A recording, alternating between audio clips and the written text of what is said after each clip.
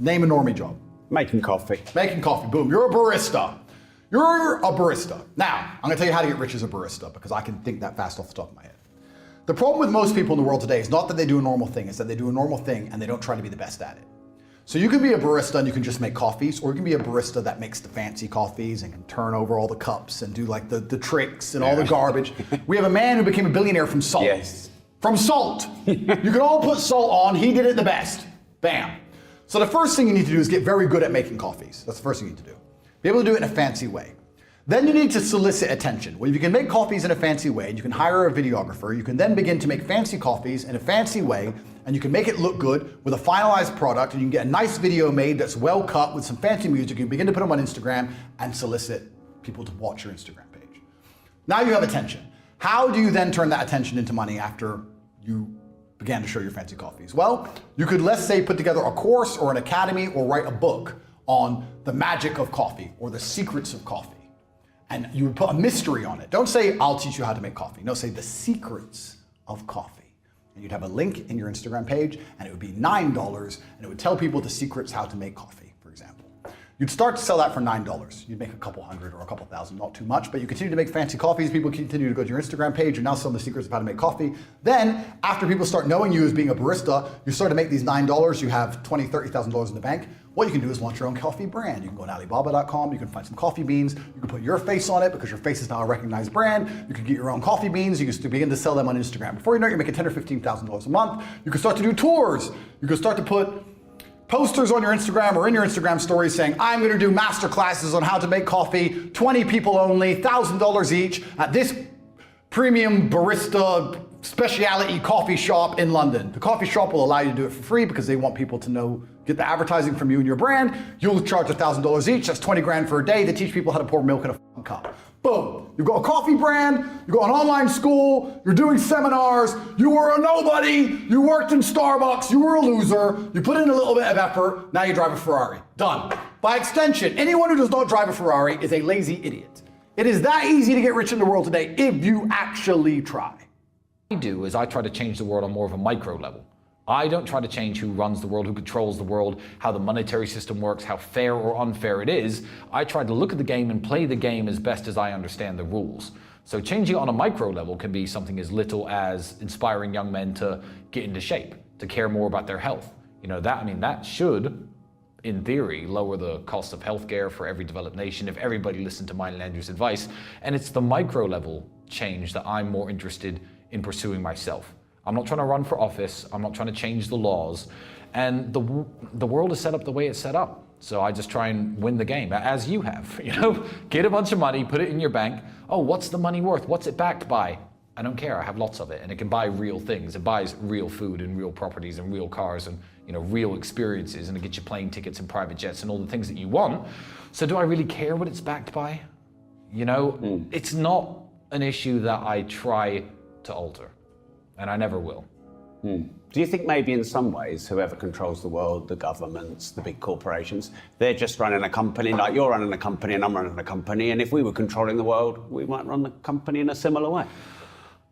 I believe I'm a far more moral person than some of the people. So some of the large companies and the people behind them that control the money, I feel like they're happier to flush human lives down the toilet than I ever would be.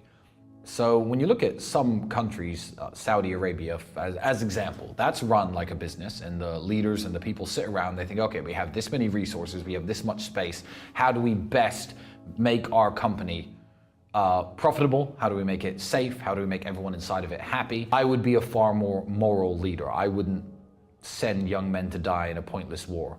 I wouldn't finance wars, try to start them for profit, benefit, nothing. If I could end all war and be financially broke myself, there's a button right here I could press, good, I'll live on the streets for the rest of my life. Whereas this clearly isn't the attitude of some of the people at the top. They're happy to enrich themselves, enrich their families, and who goes to die? The poor people.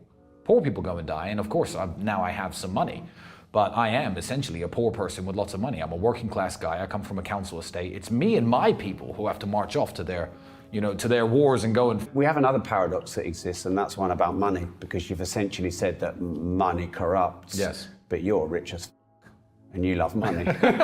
So I am rich as thank you. But you know, You're not doing too bad yourself either, are you, Rob? I don't know. I'm doing all right. Yeah. Wonderful, wonderful. So how do you exist in that paradox? How do you not let it corrupt you? It's I don't think money or power corrupt moral people. I think they bring out more of who you really are, I didn't run a charity when I was 21 because I had no money. Now I do because I have money. My mom still worked a job when I was 21. Now she doesn't because I have money. Even the people who follow me around, I just had lunch now. I tip 100% at every restaurant I go to because I have money. I'm a kind person, and money allows you to do more of the things that you enjoy. So if you meet someone who seems like a good, down-to-earth guy who then wins the lottery and he starts talking down to people and being dismissive and being rude to waiters, I don't think he's been corrupted. I think that's who he really was. But you can't act that way in a position of poverty. I feel like it reveals your true character.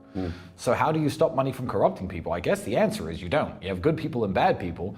And I wish the world was set up in a way that it was easier for the good people to get rich.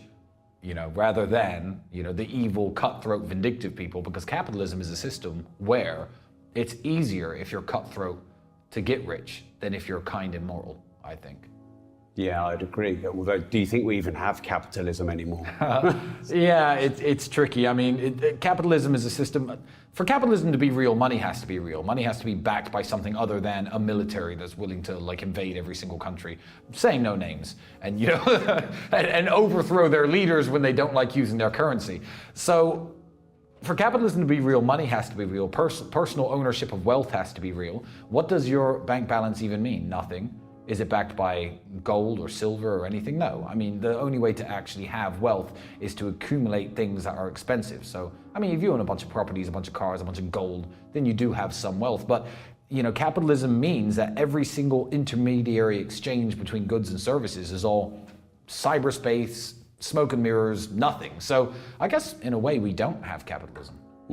But I don't know what to do about that besides, keep making as much of this money as I can and keep buying real things. So, well, it sounds like you do, because you said that flippantly, but I think it was wise. You use the system of capitalism and this thing that isn't real money, and then you convert it into real assets that is real money. Well, yeah, and that's how you get rich. And that's exactly what the evil people do as well. That's what evil people do as well. If you're a bank and you can print money out of thin air. What the banks do is take everyone's money and convert it into assets. Exactly. Or they take everyone's assets. So a bank will, as you know, but the viewers at home may not know, the bank will say, I am the bank and I offer a mortgage to everyone in this studio right now, 10 people, 10 mortgages, you all bought your homes, you know what your job is, you know what your salaries are, and you're all paying me a certain amount of money back on these loans I give you. Okay, cool. Well, interest rates go up, you got some variable interest rates on your mortgages. Then suddenly, I personally crash the property market and the value of all your houses go down. And I start saying, oh, well, your loans are too big, blah, blah, blah. I'm gonna default you on all these loans. I'm gonna take all your houses. What's happened? A bunch of money is moved around, which doesn't mean anything. And I have 10 houses, your houses. And you're all homeless. And they didn't have to earn their money, exactly. They created it. Exactly, They printed it out of thin air for you to work and do the labor to get these houses. Now they're all mine. None of you have houses, the whole street is mine. So evil people do it, absolutely. They don't even need to do any work or come up with any good ideas to get everyone's assets. Farmland, it's all going into the hands of these people. And it's a scary future to look into. I've told this story on other podcasts before, but I've been an envious person. I've told this story because it was so pertinent to me about how most people don't care. I was walking to school. I was walking to Sixth Form College in Luton. I was 16, 17 years old. And I used to have to walk about an hour each day to school. And it was raining and I was walking. And I was walking with 3 of my friends in a Ferrari. It was an F430, I think, pulled up at the... That was my first Ferrari, that was. Yeah. Pulled up at the lights, made a bunch of noise, and I was standing there and I watched it. And then the light went green and he tore off. I said to my friends, I was like, bro, how do we get Ferraris? And he's like, what do you mean? I was like, my mom is on a council estate, single mother. She raises 3 kids on 300 pounds a month. We can barely afford food. He has 200 grand for a car, liquid for a car. Something is broken. None of the teachers at school have Ferraris. None of our university professors have Ferraris. No one else I know has a Ferrari. What do we have to do to break the matrix and find the money? This is all a lie. I want a Ferrari. And my friends were like, don't know. That's why I have Wrong friends. Well, no, that's why I have Ferraris and they don't. That's why I now have 33 Ferraris. Because I was envious. I was envious of this man. Most people don't care. But you turned envy into learning how to figure it out. Well, I turned envy into anger, and anger is power. But what we have people doing now, because they don't believe in themselves, because the matrix has dampened their soul, when they feel envious, because they want to level the playing field, which is all envy is. Instead of trying to elevate themselves, they try and drag others down. So when people look at my life and they're envious of me, what they should say is, he's truly from the most humble possible socioeconomic beginnings. He is a person of color from a council estate, a single mother household. He is the bracket of criminal. Human trafficker. He's at the bottom, and he made it up to the highest echelons. He's on the phone with Elon Musk and is a billionaire. If he can do it, I can do it. But they don't believe it's the idea that if they got rich, they'd buy all this stuff. But truthfully, what do you need? You need a phone and a laptop. You need a place to live. That's life. And then you have some clothes, you have some watches, and you have some cars, and that's it. There's literally nothing else to buy, so I just buy them all because I'm doing okay. That's it. That's why. And 7 cars is actually a very responsible, sensible number of cars to have. Yeah. You're a very responsible, sensible man. I don't know I want any more. I think I'm like, for me, too many women. I could handle 11 wives. Now I can't handle one. Yeah. But yeah, 7's a good number. It is. And yeah, I guess I'm just, I wouldn't say irresponsible, it's the wrong word. Are you a hedonist? No, I don't think I am. But I don't know if you So you don't seek any pleasure from it. It's not like... I spoil myself with cars. I feel like if I'm going to go through all this stress and all this pain. So it's a representation of your self-worth of yourself. I feel I'm worthy and I want to reward myself. I just feel you know what? I don't even drive them. I think if I have to analyze it, what I truly think it is, I think it's because it's most men's dream. Most men's dream is a Lamborghini, let's say. And they have to save and they have to finance it and work out how they're going to pay for it. And they have to get the garage for it. And it's a big deal.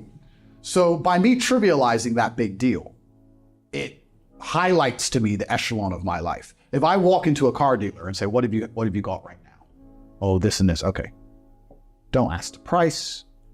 Don't care what it is. Don't care what it costs, and pay for it. And then leave it at the dealership for 4 months before eventually it collects on a truck, because I never pick it up, and it goes into some storage unit somewhere.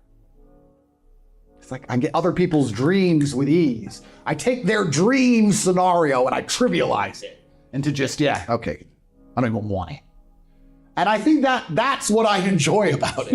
It's kind of like... That is hedonistic. It's kind of like a man's in love with a supermodel. I love the supermodel, and he writes on her Instagram, and these dudes, this is real. A man's in love with a girl on Instagram. She's got 3 million followers and she's beautiful, and he's liking her posts and writing underneath it, and he's inboxing her and she's not replying, and he's obsessed with her, and I'm like, yeah, okay, coffee. Fine, Tuesday. Do I really want to talk to her? No. But this man wants it so bad that I have to make it so ridiculously easy. I guess it's kind of like a peacock putting up his feathers, you know? Or a lion saying, don't come near my territory, don't come near my tree, or I'll annihilate you. It's the same in a fiscal stance. So I just take other people's dreams and I reduce them to nothing, to dust. And then I put it in storage. And then I forget that I even have the car most of the time, till I'm reminded it needs a service. And then I'm annoyed I have it. And well, that's a headache. Then it gets serviced.